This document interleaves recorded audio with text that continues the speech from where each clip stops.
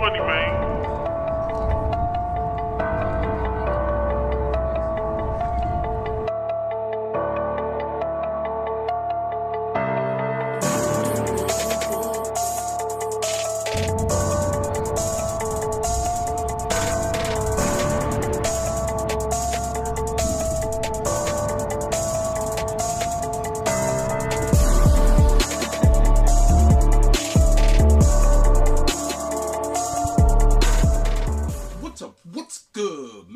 Here at the new Matt Clark. How are each and every one of you doing on this amazing Sunday? I'm doing great. My girl's doing great. My family's doing great. I hope each and every one of you are doing great through these crazy, chaotic times. If you could please hit that like button. If you could please hit that subscribe button and that bell notification button so you get all my videos when they're new. If you could share with somebody on social media, help spread the message, help spread the word, that would be amazing. And there's a PayPal option if you'd like to donate, help support the channel. The link is in the description of all of my videos. So today, I'm going to do my best at trying to run you through the court process. So, you know, anybody who's been arrested knows it's a long, dragged out process. So anybody who's arrested on serious crime, understand that whether you get bail or you're inside, your trial is going to take a long time. So if you're somebody who is charged with something that you're innocent and you're going to fight the charge, but in the past you have bad record and the likelihood of you getting bail is slim to zero, then you're going to be sitting down for a minute before you ever get to a trial, before you ever even get to a prelim, which is where they can throw out charges, but I'll explain that later. So basically, you're going to get arrested. If you're a first-time offender, first time, and it's not something major, you're going to get a promise to appear. They're going to let you go with a court date. You're going to go home, okay?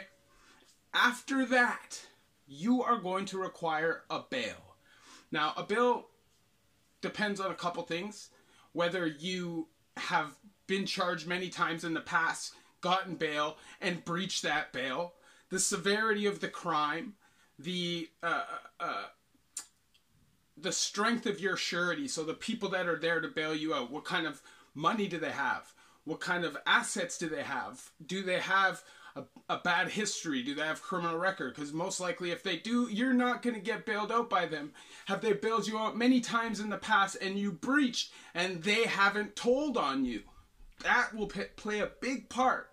So all of that is going to come into a factor whether you get bail or not. And you're going to probably take a week, maybe 2 weeks, going through the process of getting your bail hearing, depending on where you're at court, and that will depend on if you're going to get out or not. Now, a lot of people do get out the next day, but those are people that haven't really had a run-in with the law, and they're really lucky. But if you've had run-ins with the law and you're fighting to get bail, you need a bail hearing, you're going to be in for a few weeks, most likely, minimum. And if you get denied bail in lower court, you can always appeal and go to high court.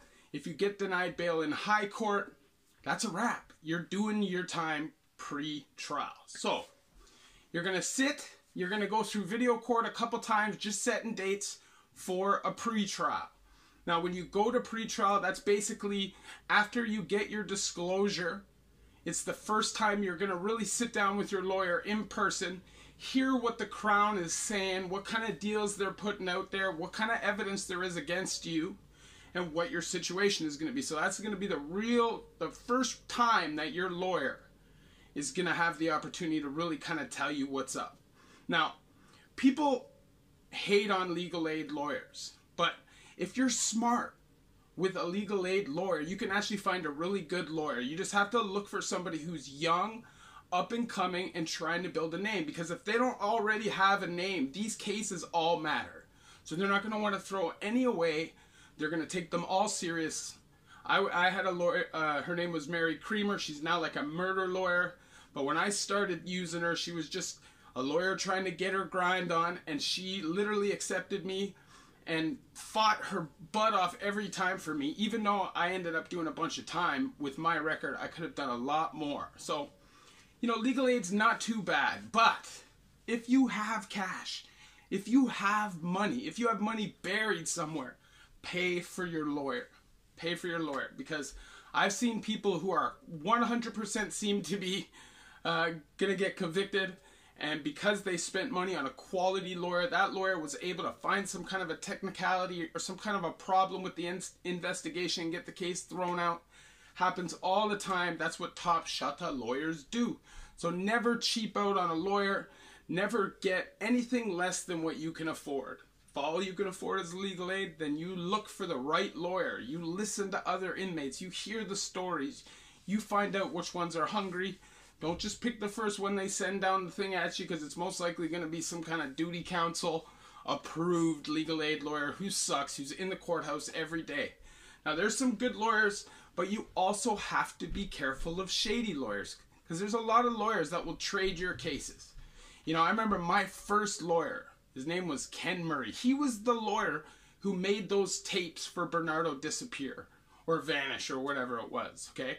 So he really had like a bad name as being like a bad criminal kind of lawyer, but he took all the legal aid cases in Newmarket Court pretty much, and at first did some good things for me. But then I remember my first pen bit, he told me to sit down for a bit, and it would knock my time from pen time into like a mid-level provincial sentence. So I sat down for like 5.5 months.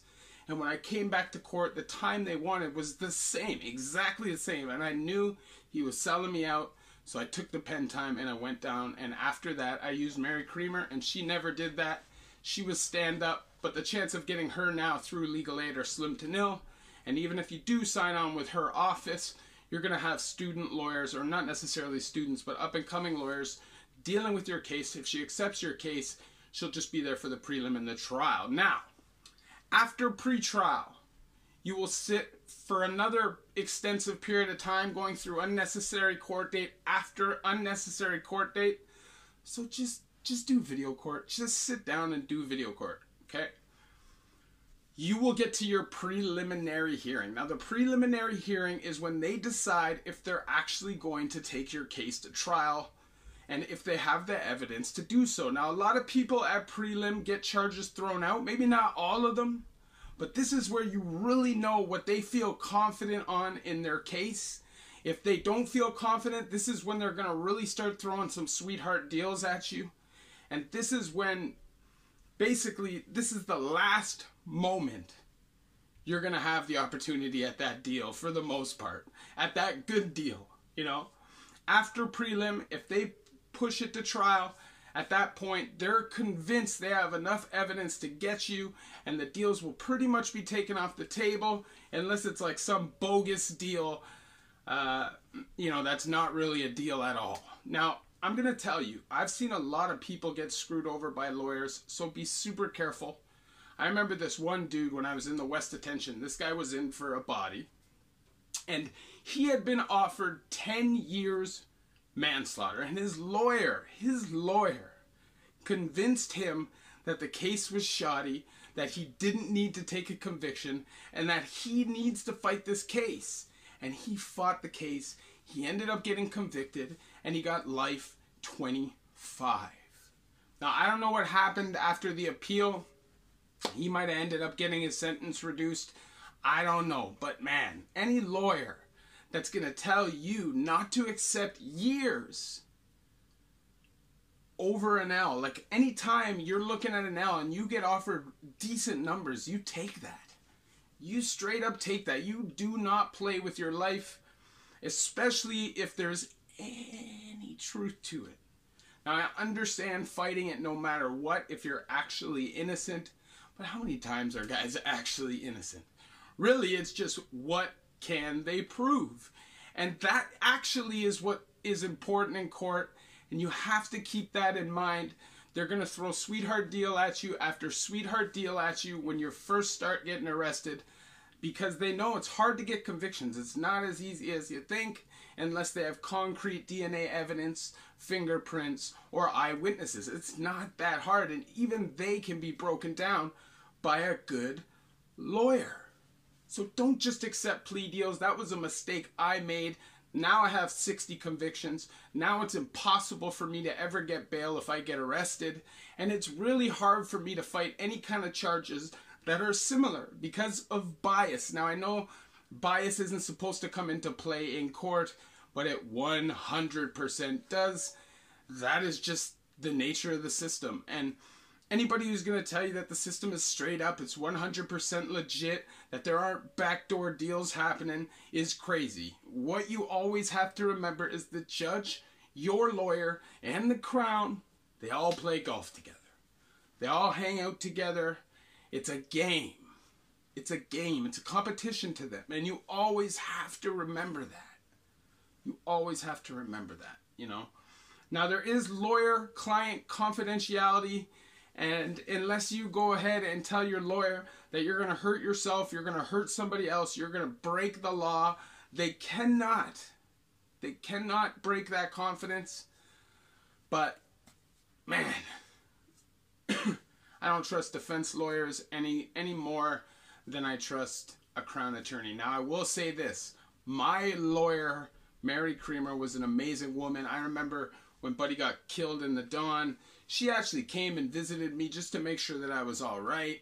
And, you know, I'm a man. I was fine. But just the thought counted. You know, she took time out of her day to come do that. And not many lawyers really care. So just be careful. Don't pick the first lawyer that comes around. It's just bogus. Now, the last and final stage is the trial. Now, whether you're on bail or whether you are inside already, when you get convicted at trial, you are going to prison. So be prepared. 100% be prepared. Don't get caught off guard. Remember, hope for the best, but expect the worst. That's the only way to go into it. Anything else will break your heart if you fail, and then you're going to be angry, you're going to be bitter, and you're going to want to take your anger out on people. You're going to get yourself caught up into more trouble, and you're going to get caught in the hamster wheel. And once you get caught in that getting in trouble inside, if you have any kind of numbers, the chance of you getting out before those numbers are up are... Now, people ask me a lot about parole, and your lawyers are going to tell you, yeah, you got 60 or 70% chance of getting parole. It's your first time. Listen, if you're on violent charges, your chance of getting parole is slim to nil. It used to be nil. Now you have a chance, maybe 30%, but violent criminals most likely are going to do their stat unless their behavior is impeccable while they're inside, and they stand out by like graduating and, you know, getting involved in their program and just not getting caught up in the subculture. Now, if you're a first-time offender on non-violence, so drugs, even possession of a strap,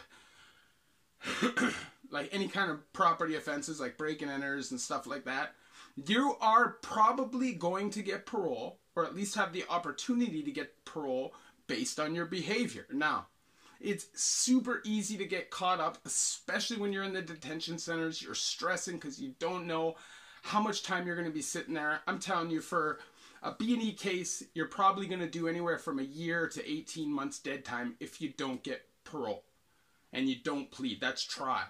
If you're on a murder, you're going to sit anywhere from 2 to 4 years before you go to trial.